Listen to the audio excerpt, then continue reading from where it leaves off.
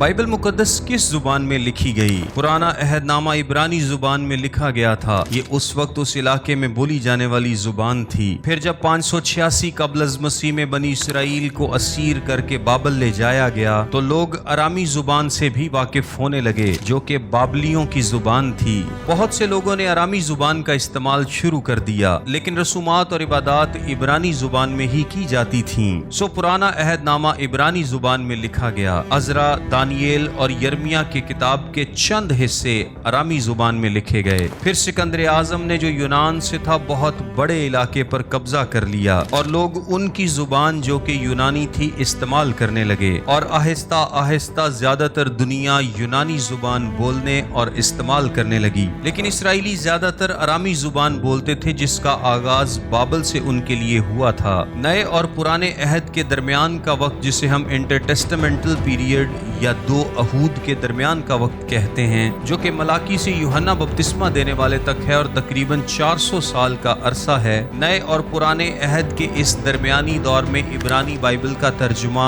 यूनानी जुबान में किया गया जो कि उस वक्त की राइज जुबान थी। इस तर्जुमे को हम हफ्तादी या सेप्टुजेंट तर्जुमा बोलते हैं। नए अहद में जब बार बार पुराने अहद को कोट किया गया तो इब्रानी की बजाय हफ्तादी तर्जुमे को ज्यादातर इस्तेमाल किया गया। अब इसराइली ज्यादातर अरामी जुबान बोलते थे, लेकिन नया अहदनामा यूनानी जुबान में लिखा गया। ये इसलिए था कि सब लोगों को इंजील का पैगाम समझ आ सके, क्योंकि यूनानी उस वक्त की राइज और सबसे ज्यादा बोली जाने वाली जुबान थी।